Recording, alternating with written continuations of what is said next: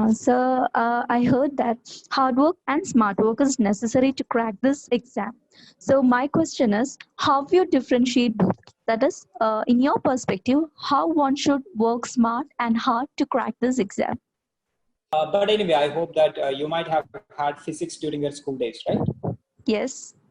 Yeah. How do you define work? So, will you consider pushing a wall as a work? Mhm. No, because if I push the wall, it won't move. So Exactly. that's Exactly. That is the whole point. okay. It doesn't matter how much effort you are putting. I even said it before also. I have some of my friends who are sitting and studying for like 10 hours, 12 hours, 15 hours. It's crazy. They are losing their entire life. They are spending the whole day in front of books, isolating them from the rest of the society, isolating them from their family, their friends, their hobbies, nothing. The only thing that they are doing is they eat, they sleep, and they study. Do you think this is life? No, not at all. Personally, I don't think. This is, yeah. So this is something like a very, very, very hard working. It may not even give you a result. But if you really know what you are good in, if you really know what you are bad in, that is the first step towards what I call as a smart working. Based on what you are good in, what you are bad in, you devise a methodology where you spend minimum effort, but you gain maximum outcome. If you are doing like this, you can also ensure that you have a life beyond the studies.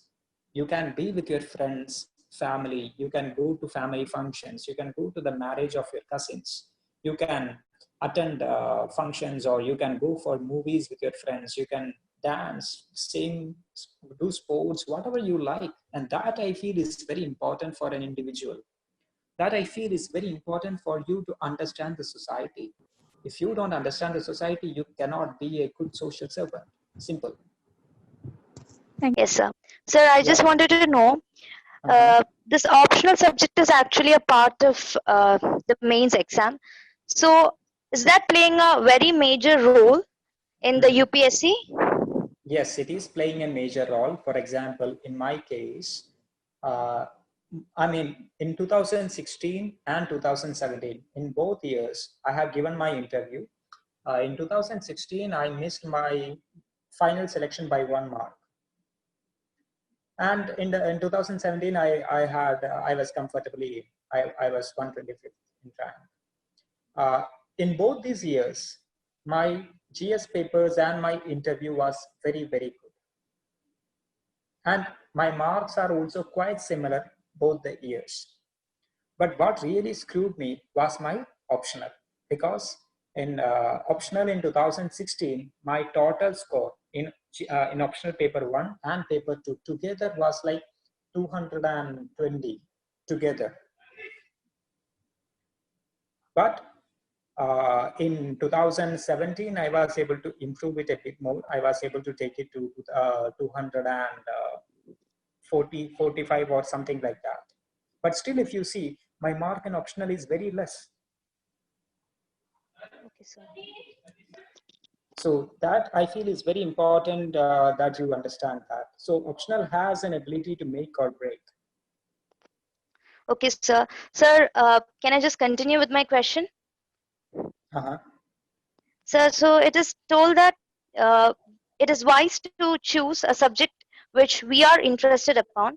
So basically, I'm from a medical background. I'm pursuing Mm-hmm. my BA MS degree. So, Uh-huh. but I'm more interested in subjects like physics, etc. But as I'm not having a degree based in that, so is that wise to opt such subjects? I will personally suggest that, I mean, it's a very personal suggestion, because in subjects like physics, chemistry, science subjects in particular, it's preferred that you have at least a graduate level exposure to these subjects, because otherwise you will have to spend a lot of effort learning the basic theories. Okay, sir. But ultimately, it depends upon your ability. Definitely, it depends upon your ability alone. So you should judge. You should go through the entire syllabus of physics. and then analyze it. Are you exposed to these theories and these ideas? Are you in a position that will help you comfortably understand these subjects? So that is completely up your decision basically. Okay, sir. Sir, is there any coaching or some supports which gives for this mains Uh, optional subject? Definitely, there are a lot of institutes which give coaching for different means subject, but you will have to choose. You will have to choose based upon which academy is good for which subject. If you are interested in that subject, or is there any academy which gives the coaching in the subjects that you are interested in? So that's something that you will have to find out. Okay, sir. Sir, it's a general question. So Uh-huh. basically, what all qualities should we develop so that it would be easy for us to crack both UPSC and also become a good civil servant? Uh, well, cracking UPSC is one thing, and being a good civil servant is totally different thing. Being a good civil servant is a lot similar to being a good human being. And some of the basic qualities which I will suggest is, for one, you should be very open-minded.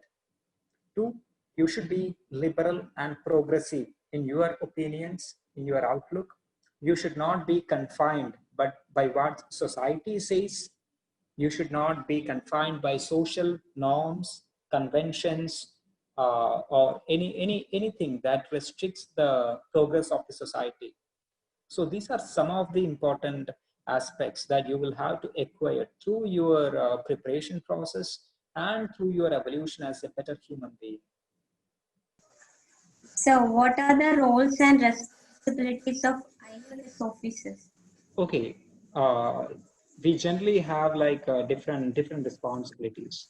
One is political. This is the most important thing. That's what you see. For example, India-China relation, India-Nepal relation, India-Sri Lanka relation, India-Egypt relation. So that kind of a political relation where you have diplomats sitting across the table and talking out the issues and trying to solve the issues. So that is one responsibility. Two, commercial. Indian companies outside or some of their companies in India. So we will have to facilitate the commercial and trade relations. That is the second. Three, we will have a lot of Indians in different countries, right? So we will have to take care of their visa, passports, and their general issues.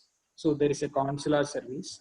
And then you have a cultural wing and information wing where we deal with, soft power, that is Indian culture. We try to spread Indian culture in different countries. For example, we have the International Yoga Day, and it's the embassies which conduct these yoga day celebrations in their respective countries.